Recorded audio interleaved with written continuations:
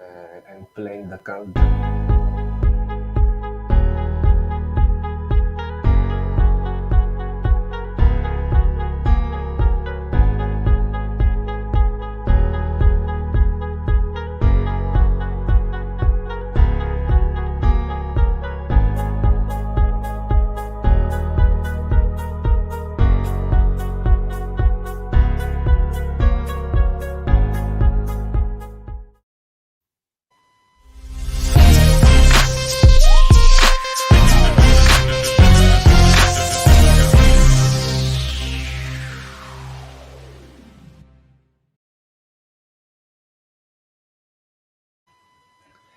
Thank you, everyone, for joining us today on the Cloud Native FM podcast.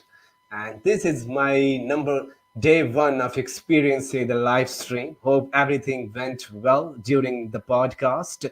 And the purpose of this podcast is to help educate you the content around the cloud native and the container and the Kubernetes ecosystem. So this is episode number 39, I guess, and I've been done 38 of the then had never done a live stream before. So this is my day one of doing live stream session. So hopefully you join us and you will learn along the way how it's all goes. And today we're talking about the container as a service solution that is cycle.io with my guest, Jack Warner. So thank you very much, Jack, for joining us today. How are you? Just introduce yourself to my audience. Perfect. Thank you. Doing well. Yeah. So I'm Jake Warner. I'm the founder of Cycle.io, which is, as you had mentioned, a container orchestration platform. And the goal of Cycle is to take a developer friendly approach to container orchestration, right? So instead of having to get into the nitty gritty with everything, it allows developers to really double down and focus on writing code and building applications, as opposed to spending too much of their time actually maintaining the orchestration layer itself. Yes, absolutely. So thank you very much for being on the podcast. So tell us about, because I'm really new to the cycle.io and be the past, haven't seen that. Tell us about your history, how you get into this, how you get the idea of maintain of this container as a service model, and how long you've been doing this kind of stuff, and how long you did the container fan. Just tell us about your container history previously. Yeah, so I've been a developer for I don't know, probably about 15 years or so now, and I started developing back when back before virtual machines were common, and back when it was either shared hosting or just buying bare metal infrastructure. And I saw in terms of how did we get to the idea of creating Cycle. It came down to in my previous job, which was a company named SingleHop, where I worked for a few years back in 2011 to 2013. We were involved in OpenStack, and so OpenStack was, if I'm sure you're familiar about it, and actually probably most of the people watching this, but on the chance that anyone is watching this and is not familiar with it, OpenStack was like the Kubernetes for virtual machines, right? Like it was the way of taking your servers and splitting them up, running virtual machines on them, and doing it in a cloud-like manner. The problem with OpenStack, though, is that as more companies continued to adopt it, it only got more complex to manage. And so we got to a point where a lot of companies were no longer using OpenStack at all because it just became too complex to manage, even if you had a massive budget for DevOps. So when in 2015, when containers started to really grow in adoption, and containers and Docker and Kubernetes, we kind of made the long-term bet that with all these open source tools, that at some point we would see the same thing happen with Kubernetes and these other open source tools that happened with OpenStack. And so the general kind of approach I have in life, at least in terms of building startups and companies and things like that, is that people are always looking for an easier way to do things. right? Like I don't know if you've ever read the book Crossing the Chasm. I have a copy of it behind me, but there's this whole it's I mean there's a whole bunch of really good information in there, but it's all built off of the idea that in most companies, or in not just in companies, but in industries and markets and things like that, you always have the innovators, the early adopters. These are people who really like getting into the weeds. They like they like being able to change anything that they want. But as time goes on and markets mature and technologies mature and just in general in life, people will continue to over time look for an easier way to do things, right? And so crossing the chasm is making the jump from those early adopters that want to get into the weeds into more of the market where you're addressing people that are like, hey, I don't really care about getting into the weeds. I just want something that allows me to do my job well. And so that was the long-term bet for Cycle was, hey, if we build a container platform that allows people to only focus on writing code and not having to maintain the actual orchestration layer itself, we should be well positioned for someday when that Kubernetes hype does start to die off. And I mean, our story is really starting to resonate a lot more than it did a few years ago. I think we knew it was a timing. There was a big timing component to us building this company, and so it's based off of the number of conversations we're having with customers now and new companies in that pipe. Our story is resonating a lot more than it did a couple of years ago. Yes, absolutely, absolutely. And the draw to point here is, I think it's right now with the container model, like the previously we have a very sophisticated infrastructure, but with the containers it came into being, the people are thinking about, they will love the container, we need to have container, but most of the companies, they know that the container has Linux capabilities and there is so much of the new thing that they need to learn. They're looking at the companies who give us a container as a service model, and we just don't think about what is actually the infrastructure where the applications are running. And that's, I think, the most of the companies, the startup, they're looking forward to have something that they can trust on and that builds and ship and deploy their apps on top of it. So that's like the container as a service is a model that is actually when way back in I think 2014, the AWS Lambda as a serverless offering coming up, then the Kubernetes, and these are all of the things coming up. But I don't see much of the cycle in the past, but I've seen some of the demos on the website. I run in some of the stuff. That's really great. It's really awesome. It abstracting some container plus abstracting the cloud and so many other layers from me. I need to worry about the application that I'm running on. So that's a great news for everyone who's watching to us. So tell us about what are the core feature, what are the core sets that the cycle provide. If let's say if I adopt today the cycle, what are the use cases, what are the pain point that people have solved by using the cycle.io? Yeah, so that's the exciting thing is with Cycle, there's a lot of companies building very different products and platforms.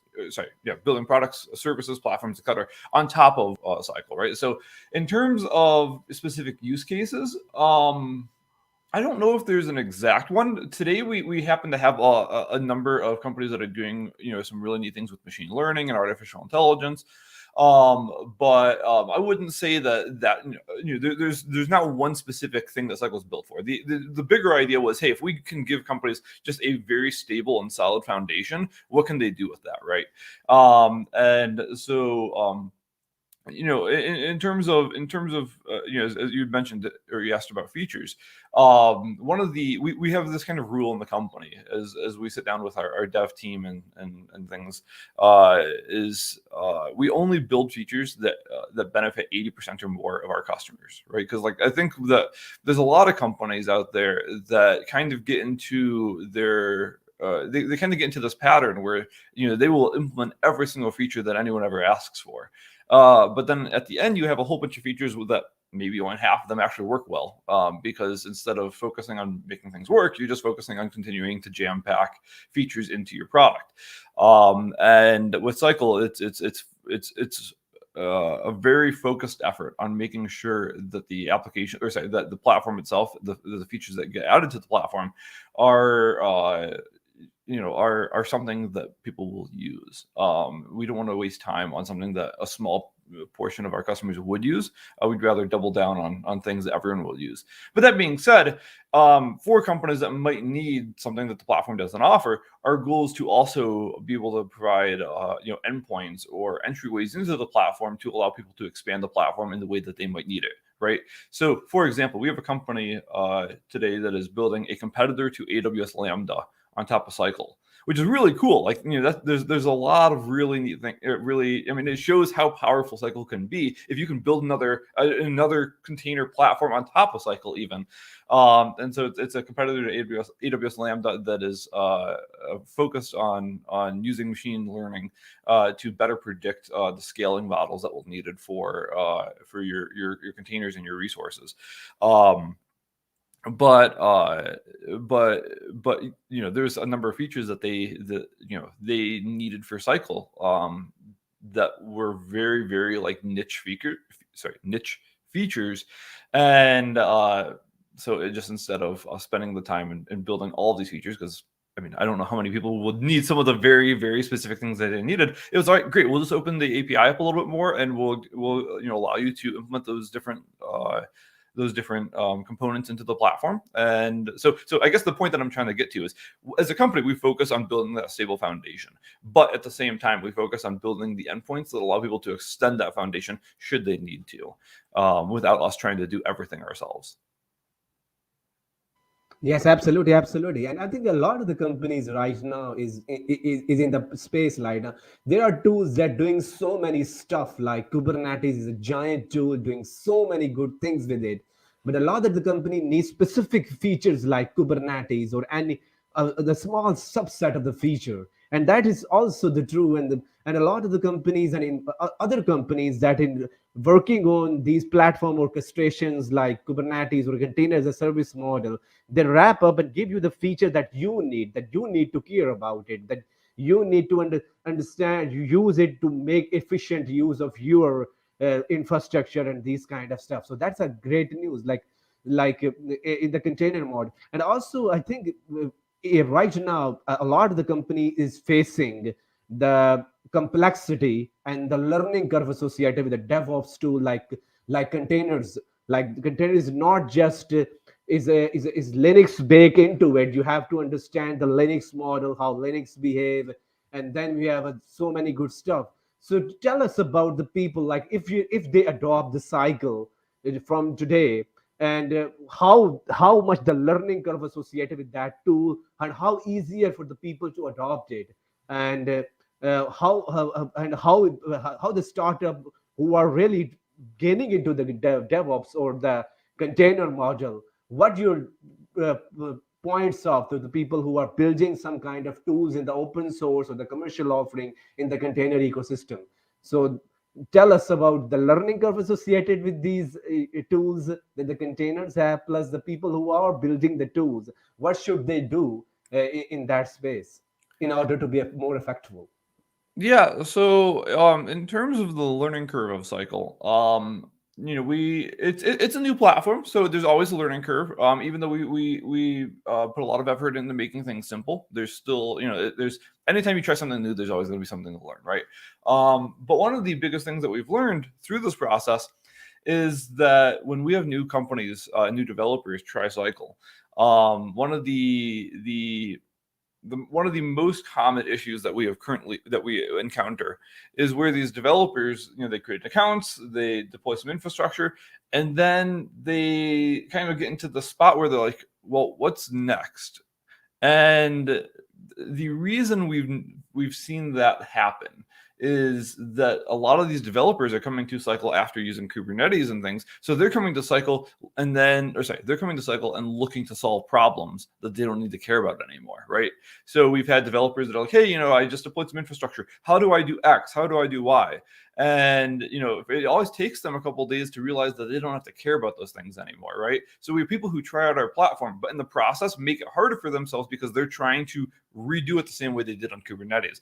And so we always try to tell people, like, hey, give it a week, because the first couple of days you're going to, especially if you're coming from something like Kubernetes or GKE or anything like that, is you're going to approach Cycle with trying to solve things the old way.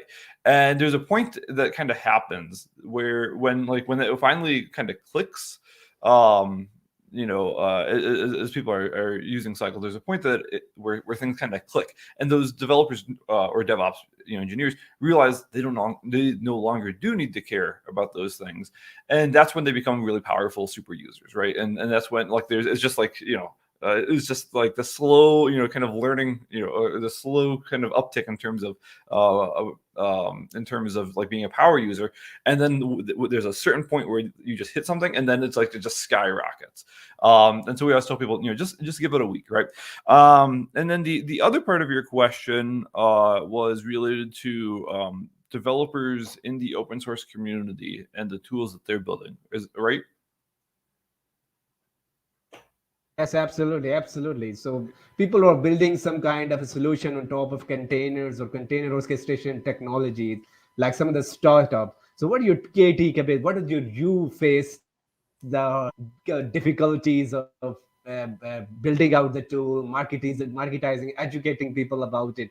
So what's your points on people who are right now building some kind of a tool in the container, the DevOps ecosystem? So what you thoughts to that people, how should they go about the challenging of developing something really cool to the people?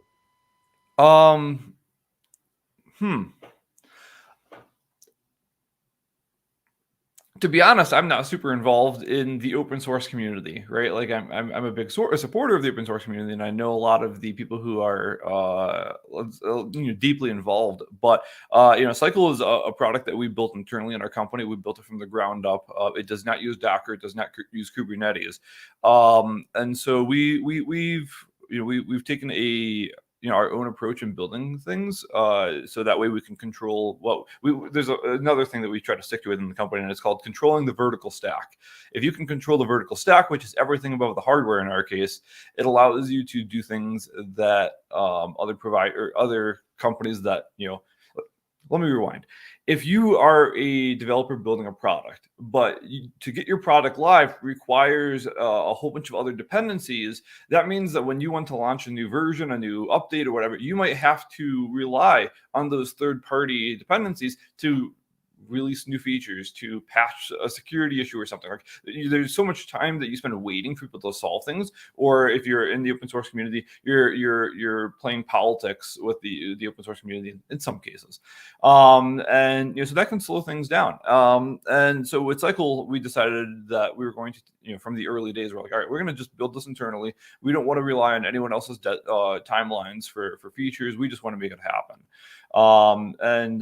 Because we control the vertical stack, it has allowed us to do some really, really neat things in terms of building the best platform that we can, right? So one of the biggest values of Cycle in terms of getting developers back to writing code is that the platform is self-updating, right? So even though our customers own their own infrastructure, and because when you create an account at Cycle, you can say, hey, I want to use AWS, I want to use Vultr, I want to use Equinix Metal, and we have a couple other providers in the coming right now as well. But as part of that process, once you select your providers, you can just deploy infrastructure, and you are deploying infrastructure into your account at that point. And so once that infrastructure is online, Cycle just fully takes care of managing it. So that way, when we as a company push out a new update, which usually happens every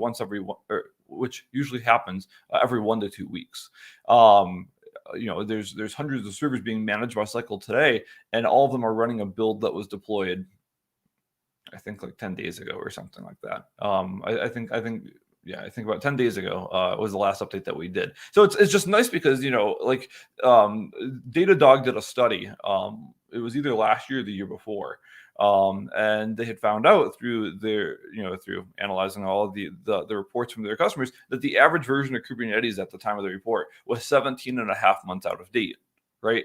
And so we see this happen time and time again, where developers and DevOps teams will get something working, and then once it's working, they'll just stop maintaining it, stop updating it, which is really risky, because then you have security vulnerabilities. Like there's just lots of different things that can go wrong. Or later, when you do decide to update, you might have created more work for yourself, because now you have to worry about, like, okay, what has been deprecated, what has been what are we not allowed, or what features that we used before might not be there anymore, or are they at the same endpoints? Like there's just a whole bunch of variation that can happen there. And so it's one of the things that we pride ourselves on, is how can we build that stable foundation that is not just stable, but also self-updating, so that you don't have to care about it at all. And it helps us as a company because we don't have legacy code, right? Like there's a lot of companies out there that will build software that you can specify what version of the software you want, etc. Which, I mean, sure, there's pros and cons to that as well.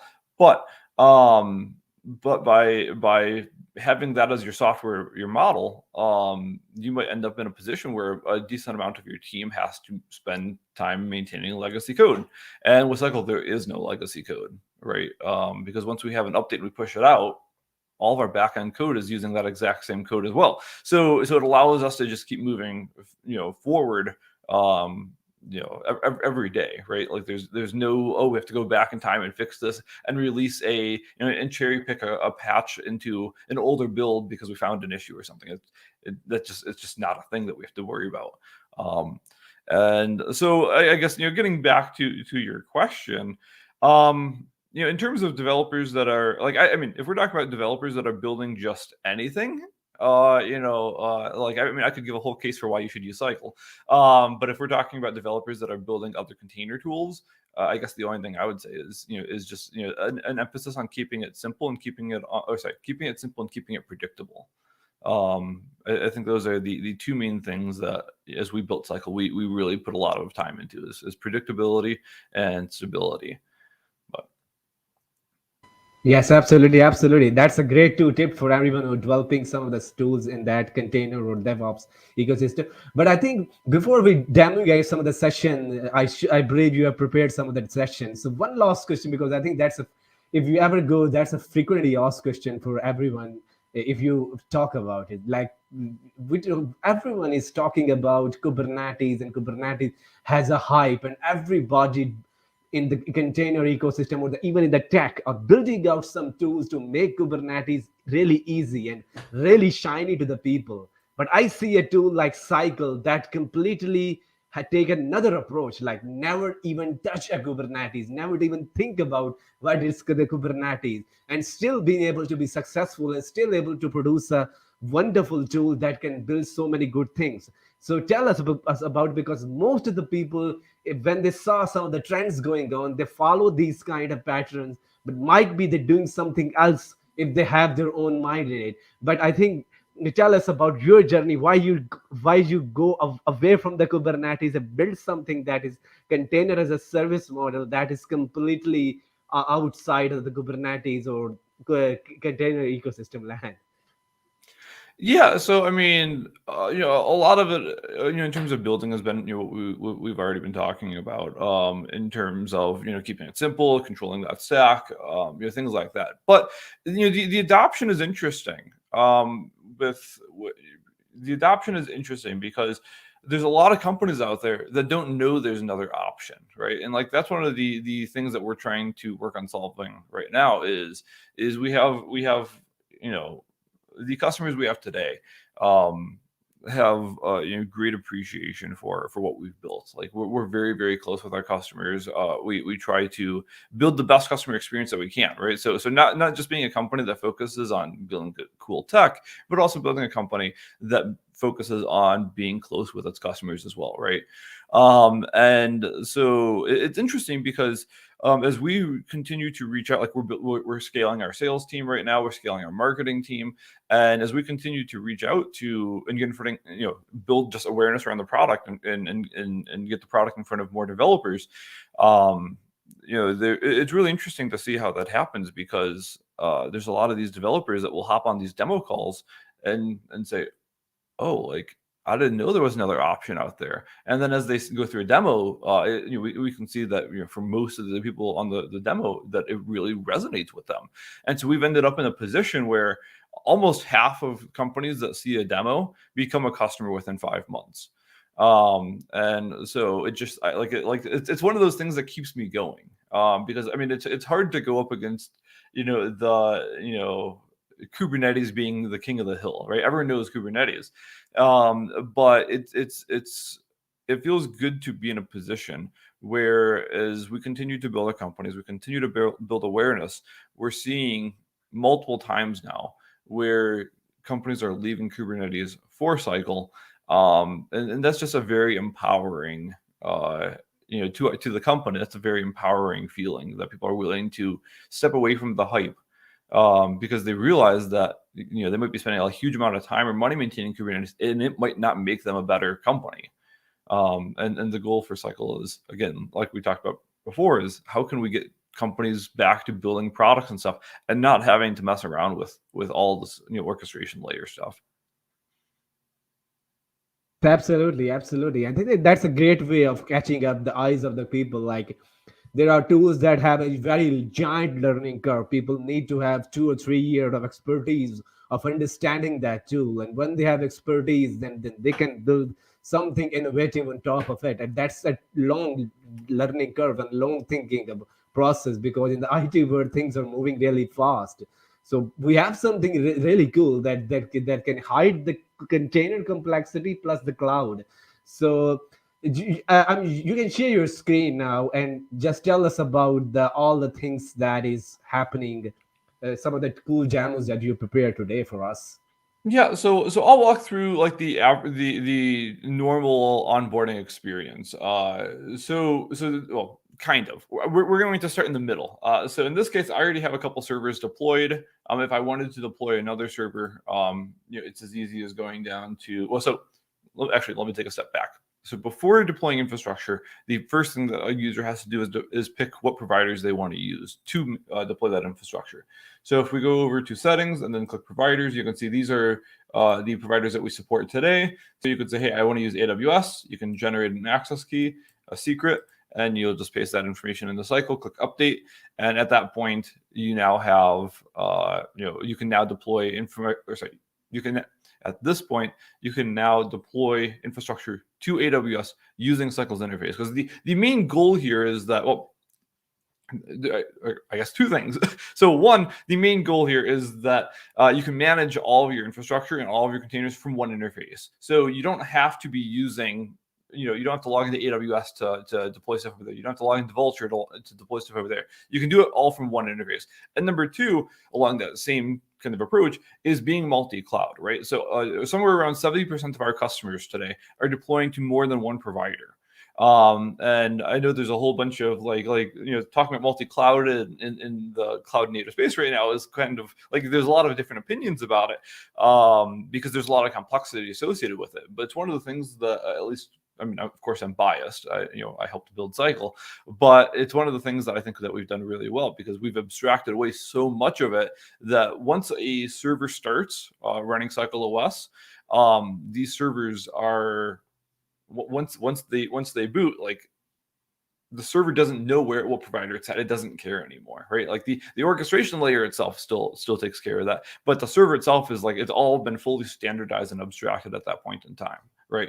So if I integrate with a provider, so in this case, you can see that I've integrated on this development account with all of the providers. So if I want to go ahead and deploy some infrastructure, I can go to the infrastructure tab, where you can see that I have infrastructure divided into clusters. So in this production cluster, I have two servers, one that is running over at Vultr and one that is running over Equinix Metal, formerly Packet. To deploy another server, I can click Add Servers in the top. I can choose a provider that I want to deploy into. So let's say we wanted to deploy into, let's just choose Vultr.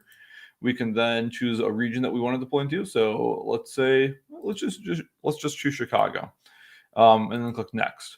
So at this screen now, I can choose from any of these servers that I want to deploy into that region, right?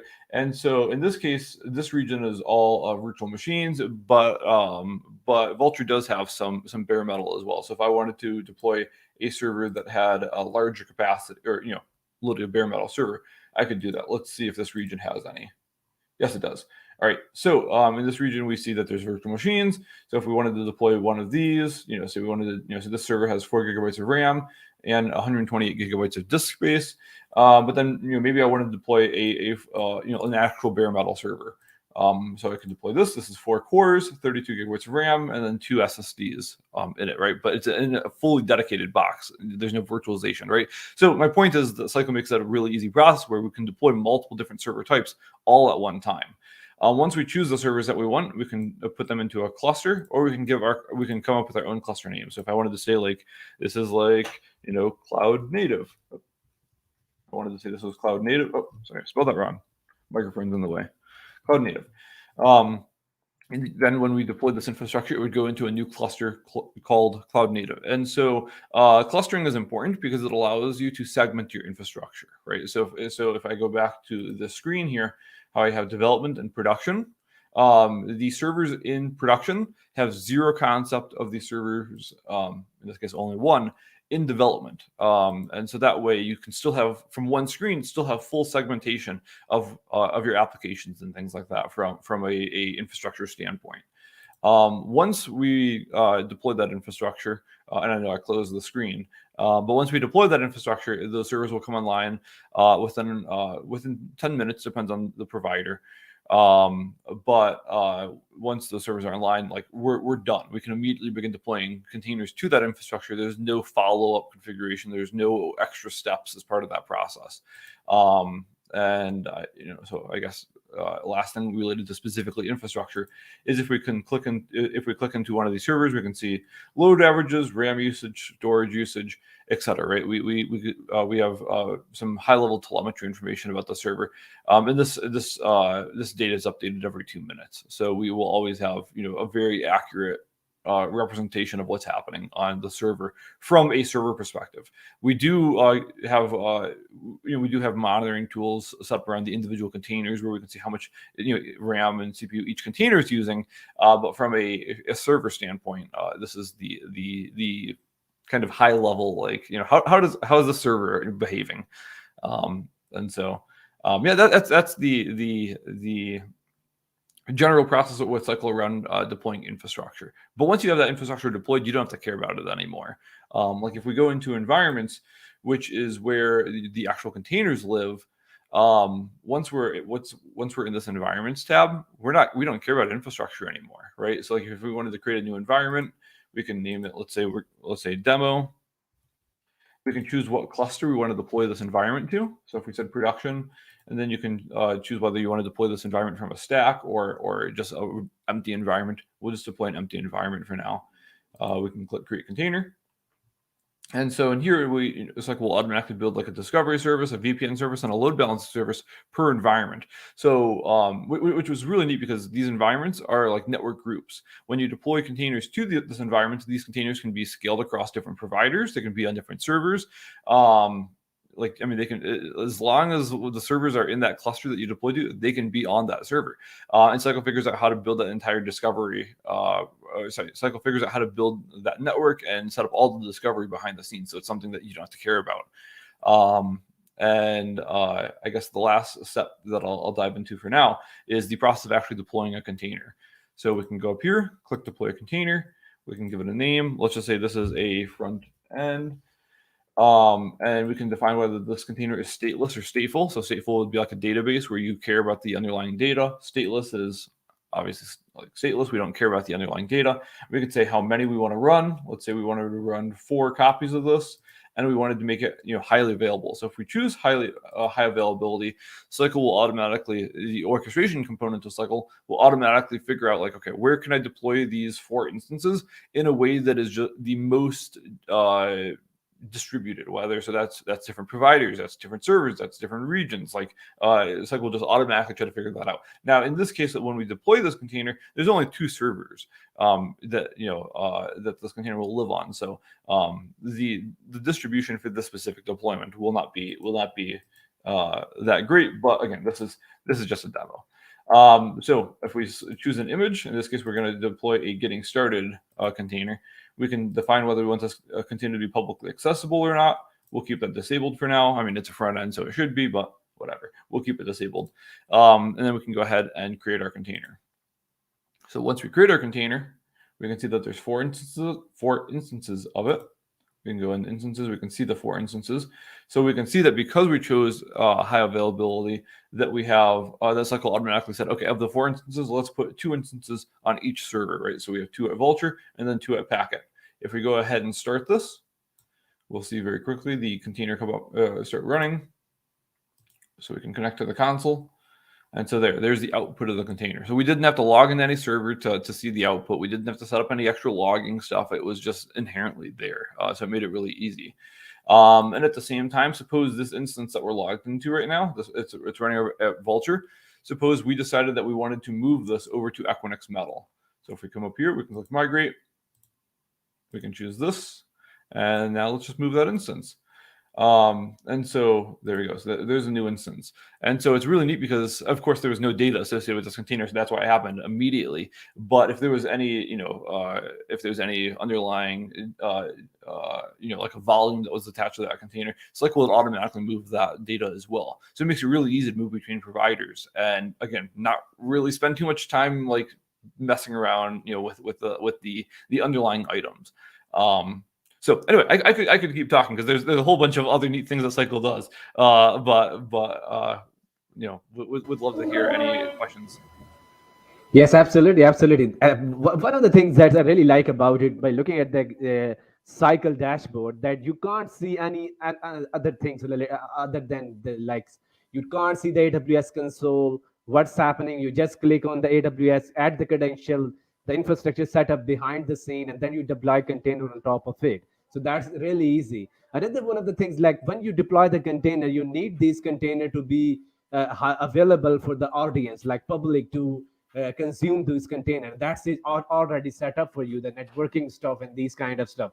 That is really great. And when you talk about the swapping, how the different containers can do on the different infrastructure, it's just a one button and it's just to get, you just swap it out. That's another, I think that's a really the user friendly and easiness that you talk about during the whole conversation we have, the ease of use for the user. So also because in the troubleshooting setup, like the troubleshooting environment, people used to get into the shell of the container and want to see what's happening in the container. So do we have such kind of leverages available for the people if, let's say, something goes down and people want to know what's happening, how should we troubleshoot? So this kind of capabilities are available in the Cycle.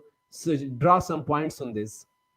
Yeah, so the SSH functionality that we built is actually one of my favorite features in the platform. And so, right now, obviously we see this console, but this console is just the output of the container, right? Like you can't actually interact with it. It's just a read-only console. But suppose, and this is let's see, I think this container has a file system, 99% sure. So we can SSH into it. And so to SSH into Cycle, it's as easy as clicking the instance that you want. And then over on the right-hand side here, it's you click request SSH access. And this will drop down an address and some credentials for you. So if we copy this to a clipboard, I'll bring up a terminal, paste that in. And then I'll copy this password, paste that in as well. And so now, whatever, wrong argument. Anyway, so point is that you can run, I have a regular shell session into this container, but a couple of neat things happened. One, we didn't open any ports on your infrastructure. Like if you notice here with the address that we connected to, this is a console service that we maintain outside of your infrastructure, right? So we didn't open any ports on your infrastructure. We didn't install SSH to any of your infrastructure. We didn't install it to any of your containers. We didn't open any extra ports in your containers. And there's no extra keys or things that you have to manage, right? So it's not like, oh, okay, send me your public key and I'll go throw that in the authorized keys file. Like there's none of that. It's just a simple password that you generated, and it's neat because there's no way you can brute force your way into this, right? Because like until I came into the interface and clicked this button to get access, there was no access. It's like if I want to expire access right now, it's as easy as clicking this button. And now that password that we just had it's gone. Like no one can log in with it anymore. Now I'm still logged into the shell, and I can still use it, but there's no security risk anymore of having any password sitting there. So that's one of my favorite features, because it just makes it so easy to be able to get into these containers without having to log into the underlying server, figure out what underlying server this container is running on. Like, just none of that matters. It just makes it very easy to get in the container, troubleshoot, do whatever you need to do, without extra complexity introduced in the process. Yes, absolutely. That's really a neat setup. Like, if you troubleshoot the container setup, that one last thing you can do, because you forget to tear it down and remove the credential back to the owner of the container. So that's really neat. You just go up and just remove the SHID, and it's all gone. You don't go at 3 different screens to remove the credential or airbag or these kind of stuff. So that's really neat, and is an easy way of troubleshooting this kind of stuff. So another question from my side, and let's say, because we know we have let's say we have a GitHub repo that has application code, application code that is written. So you need to break it down into the image, and then you deploy it to the container. That's we call that's the requirement that the people have right now. So that cycle similar to this, that you have a GitHub repo, it's break down into the image, and then they deploy the container on top of it, like this the perfect example of the CI/CD pipelining and these kind of stuff. Yeah, so in terms of pulling in images, so if we go to images over here, we can create a new image source. And so you can just give it a name, and then you can define whether you want this image to come from Docker Hub, an OCI registry. So this is a Docker registry or any OCI registry. I guess I should have mentioned before, the cycle is fully OCI compliant, right? So if you're using Docker or Kubernetes today, your same containers will work on cycle. You don't have to rebuild your underlying containers. But the third is a Docker file, right? And so if you have a Docker file with a Git repo, if you have a Git repo with a Docker file, you can point cycle at that Git repo, give it credentials, etc. And then whenever you say that you want to build a copy of that container, you can pull that from whenever you want to build a container using that Docker file in that Git repo. You can just come to the interface, and let's see. I think we have one right here. This is obviously a test that we ran internally in the company. But if we click import, Cycle's going to go grab that repo. It's going to pull it down, and then momentarily we're going to see it actually build the underlying containers that are defined inside of that repo. And so we'll be able to immediately begin once that container is built, we can deploy it the exact same way that we just went through in the previous part of the demo. And then, as you mentioned, or you were talking about CI/CD. So in terms of how do we automate this process, that's where we have this feature over here called pipelines. And so pipelines are really neat because they allow you to, if we say create a pipeline, we can give it a name. Let's say we wanted to just, let's say we want to, I don't know, I'm just going to call it demo. We'll keep it simple. And then we can go to this editor and we can start creating stages, right? So we can say the stage is going to be, an import stage, where we click add new step, and we can say we want to, let's say we want to create an image. We can give it a name. This is going to be, let's just say this is our demo front end, right? So we can say demo front end from an existing image. Actually, let's reference that repo that we just built an image from. So then we can enable a reference. We can give it a name. So we're going to say this is image create. So now if we click save step, we can add another step here, come back and import an image from previous step. There we go. And we can check that box. We can say this is a image import. We can save that step. And then we can say, hey, we wanted to create a container. So let's give that a name. We'll say this is a demo from existing hub, existing environment. We'll say we want to deploy into that demo environment that we created. We'll say next. We can say how many we want. We can define the exact same things that we were doing earlier. And image location is what we can say that previous step that we had just chosen, right? So if we choose next now, next, and we'll just click save step. So if we were to run this pipeline now, if I save this pipeline, if we were to run this pipeline now, Cycle would automatically, every single time, create an image using that image source that we've already defined. It would then import that image. So when I say create image, it's talking about creating like a placeholder for that image. So we create like I don't want to say a container, but we create like a spot for that we create an association in the platform for that container. Then step 2 is where we actually do the actual import of that container. And then step 3 in this case is we would be creating a container with that image, and so we could just trigger this pipeline over and over. And so you can define trigger keys. So if we came up here, we can say this is like we'll just say like this GitHub, create a trigger key. And so now you could plug this into your like existing CI pipeline, and Cycle would, and every time you're at the end of like your CI pipeline after your testing is done, you could trigger this, and Cycle would just deploy would trigger this pipeline, whatever that pipeline is defined as. You could just have that as a very automated, repeated process. So that's pipelines. There's still some more things that we need to do with it. You notice the beta tag is still there, but it's one of the newer features that we've launched. But like I said, there's still work to be done with it to make it a little bit cleaner.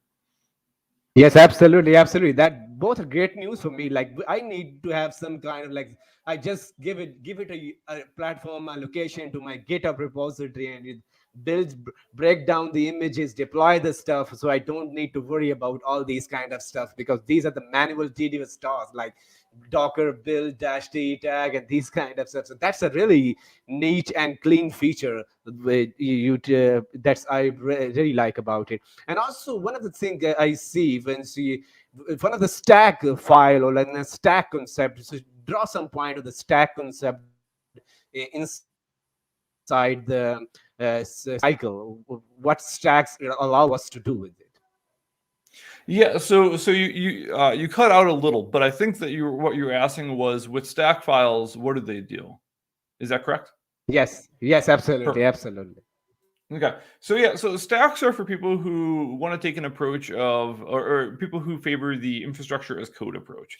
So a stack file is a JSON representation of an environment. So let's see, I believe this one is still around. This is what Chris from our team, this is one of his repos. So if I go into the cycle.json file, sorry, let me take a step back. So a stack is any Git repo with a cycle.json file inside of it. And so if we go into the cycle.json file, we can see that this is describing how the application should be built. So obviously, it looks like in this case we were just testing something. This is 10 containers that are all just running a very, very, very basic image.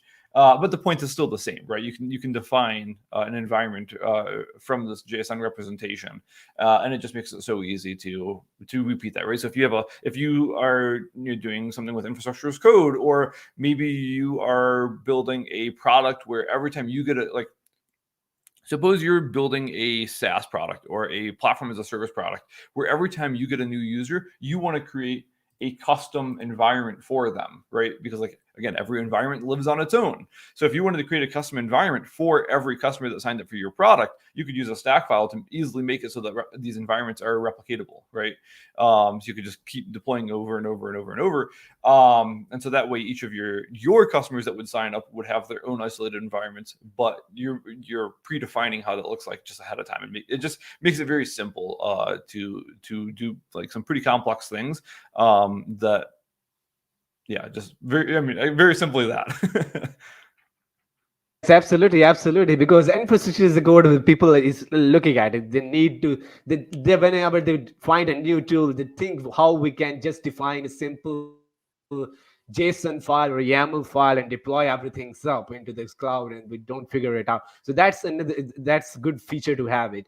So another question, because these are the just, let's say, the people wishes in any tool, like they want to see some of the more and more things that they want to use it. So do we see in the future, or let's say if we have this kind of capabilities, like container is always is ready, is here and is go. It's not a giant machinery that live for ages. Like it's here, and when you use them and you tear down, it's not a big hassle for you. So let's say somebody, if we can see in the future or right now have some serverless or kind of approach, that if people are hitting the application, they can give you the compute. Like I'm talking about the pricing model of this cycle.io, like how actually it's implemented right now. And also there is some serverless approaches that the people had to take to care about it.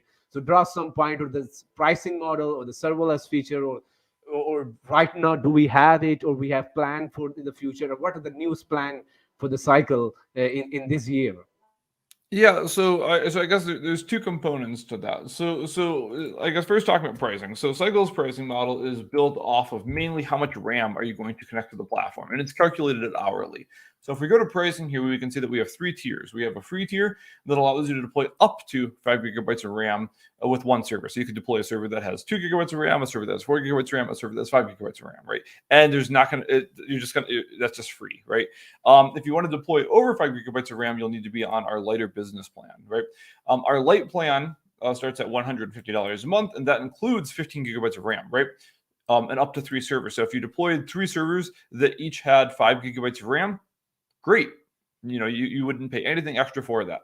But suppose you deployed 3 servers, or let's say you deployed 3 servers where each server had let's say 8 GB of RAM. So you're running 24 GB of RAM total.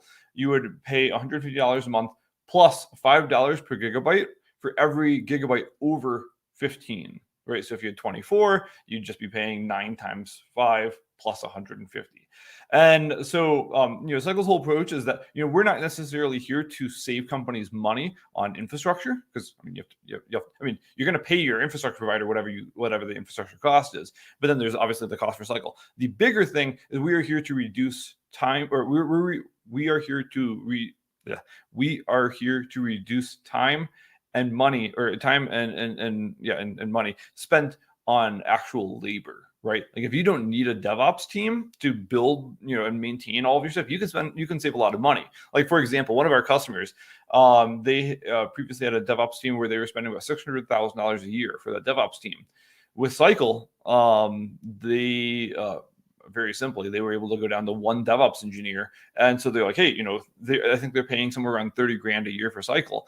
But they're saving, almost $400,000 in that process of being able to do that. So it's one of those things, like, again, Cycle's goal is not necessarily to save you money on infrastructure. It's to save you money on DevOps, but also being able to help your developers work more efficiently, which can also yield maybe not capital savings, but allows your developers to do a lot more with their time. So I guess still saves capital, but in an efficiency standpoint as opposed to a reduction standpoint. And so that's the pricing model. And then I guess the other question, or the other part of that question, was serverless. And so with Cycle, the platform does not have serverless inside of it. And that's kind of okay for the model that we've built this platform, because the idea is that with Cycle, where you have these servers and you're running multiple things across these servers, right? Like, so if I click into this server and I go to instances, you can see we're running a lot of different stuff on top of this server, right? So like Cycle's whole model is kind of built in a way that we've abstracted so much that it really doesn't make sense to have a serverless model where you are scaling up and down infrastructure, potentially per request or things like that, because it's far less efficient. That being said, I'm one of those very opinionated people that I think that serverless is actually introducing more complexity than it's worth. Now, that doesn't mean there aren't some good use cases for serverless where it completely makes sense, right? Like if you're doing, encoding, video rendering, like any of those things, serverless makes a lot of sense.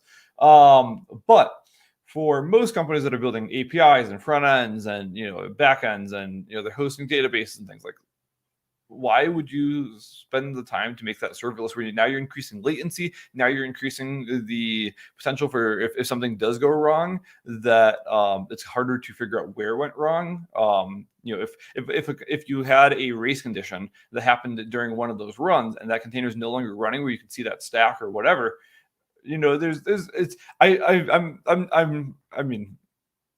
I'm just not as big of a fan of serverless as I think some people in the ecosystem are. But again, let me stepping back, it does have its use cases.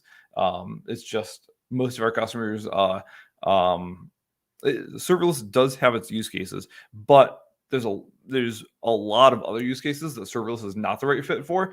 And so Cycle's goal is to solve those other use cases. And I mean, you can run serverless stuff on top of Cycle. We have companies that do. It's just it's not built into the platform itself, if that makes sense. Yes, absolutely, absolutely. I think you draw a wonderful conversation. Like the whole purpose of the cycle is to replace the DevOps team, not including the to care about the infrastructure, because we might have so many other tools that give us a saving of the infrastructure cost. But the cycle job is to replace the label, like the DevOps team, and these DevOps team has to be trained. And that's a training experience. You need to train those people. Then you join the team. They have another their 24 hours 7, how much the labor costs you and associated with it.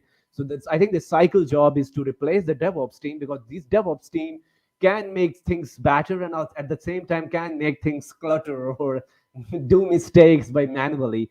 But also the cycle job, I see it, is you can have a different environments. You have a CI/CD pipelining, the user friendliness. When you have, you can don't need a team to build up these entire stack and then deploy the container, then you configure the CI/CD pipelining. These are the requirement for the DevOps team, and these are replaced by just using the cycle.io. That's actually a good news. And on the term of, like, we're talking about serverless or different approaches, these are the different tools associated with when you need to have them cloud capacity, or you need to shrink down your budget for infrastructure costs for the cloud. So I think the cycle approach is really, I'm looking, it's really great at, but replacing the DevOps team, make a modular approach, a simpler UI, the easy way to troubleshooting the container model. So that's all the great news from you today. So before I let you go, we have a short time available now. Tell us about what's new coming out, and also tell us about what's beta in there, and what's we going to see in the few days or the after in this year in the beta release. Yeah, so we have a very big feature that we'll be announcing in about a month and a half now. I can't dive into it too much right now, because we're building a whole marketing campaign and everything around it, and our team would kill me if I just threw it out to the world. But yeah, about a month and a half from now, we'll be launching something that is pretty significant. And I mean, I hate making generalized statements like that, but at the same time, like, I mean, I'm excited for it, but I can't talk about it yet. So that's one thing. In terms of other things that we are working on this year, things that I can't talk about, we want to build some better monitoring tools for Cycle. So that way, on the left-hand side here, you have an option for monitoring and being able to define alerts and things like that. Like, I mean, like I said, the platform already collects all the information, but we don't have as nice of a way of displaying all that information as I would like, right? So like if I jump into a container here, so I'll just jump into this container, and we can see at the bottom here, if I connect to the telemetry stream from the container, once it connects, we'll get the data. So we can see, oh, this container's not doing anything. So it's a boring graph. But my point is, like, we have all this information and you can see it, but we'd like to make it so that from a monitoring like dashboard on the side, where you can see a much higher, you can see much more. Kind of like looking down, you can see much more. The word's not coming to me, but you could just watch more. You could see more information about more containers at one time. Like right now, if you want to see how a container is doing, you're looking at that specific container. But we want to give people the ability to say, all right, out of all the instances of this container, how are they doing? Is there any instances that are saturated with requests, that are maybe using too much resources, etc.? We just want to give better resources to that. So yeah, that's one of the goals for this year. And then, like I said earlier during the stream, was having more cloud providers that we want to support as well. And so we're in a number of conversations with a few other companies right now to just keep extending how many clouds and providers Cycle can work with. Yes, absolutely. I think that's a great news about the graphical data, how the different container behaves, and that's a monitoring observability. That's everybody. When you deal with the container, I think this is the requirement you have. You need to look at how much this container consuming the CPU, RAM, these kind of stuff, or they are healthy, or they are running. Do you need to scale more container? Do we scale up or scale down the container? So that's the graphical data. That's a good news. I think everybody watching us live or the replay that they did definitely like about this beta feature of what we come up. So thank you very much, Jack. It's been a wonderful. I really learned a lot about cycle. I haven't dived much into it. Today is my first day of learning actually the cycle.io, but a lot of the features that I saw is really inspired me, like the CI/CD building stuff. I really like about it. The way to show how to troubleshoot the container is really easy. You don't need to click five different places to revoke the keys or revoke the credentials of using. That's great news. Also, you talk about the infrastructure as a code. The stack.yaml file is in there. So I think it's a great model. It's come up with the people who has this difficulty of setting up the huge DevOps team just to build the infrastructure, build the environment, then deploy the container on top of it, and then just thinking about how to run the business on top of it. But using the cycle, if you have a small team, if you have a large team, you can spun up the different containers, you can spun up the CI/CD pipelining, and you just from the day one able to way forward to just writing what your business need. So that's actually a wonderful news for everyone who are watching us today. And that's a thumbs up to the wonderful tool that is really well picked. I really like about it. I hope to learn more about it in the future and hope to have you again in the future podcast as well. So before I let you go, the final question, the final thoughts, people who are listening or watching to us. So the final one. Just a final thoughts on people where to go next about Yeah, yeah, learning yeah. cycle. Yeah, so obviously, definitely encourage everyone to check out cycle.io, create an account. We have a free plan, so that way, if you just want to play around with the platform, we encourage it. And the final thing is, we're looking for more developers to join our team. And so yeah, I mean, if you're a front end developer that knows React, or if you're a front end developer that knows React or TypeScript, I guess that's not an or, that's an and. We'd love to chat with you. Or if you're a backend developer that knows Golang, would like to chat with you as well. Working on aggressively growing our team this year. Absolutely, absolutely. It's a wonderful tool, wonderful team. I think you'd love to get into this, into the world of cycle. Great tool, great people who are behind this tool and making this tool more efficient and more user friendlier to the world. So I think everybody will watching us, go check out cycle.io, and even if you have question afterward, you can ping us on the Twitter. And I highly encourage you, people who have experience on React Native or these kind of stuff, go check the job board on the cycle.io and join the wonderful team. So thank you, Jake. Wonderful time for you today. It's been day one of learning cycle, and I learned so many great things from you today about how to make things simpler for the people. So thank you everyone for who showed up for this podcast. Hope to see you again in the future. Bye bye. Stay safe and stay healthy. Bye bye, everyone.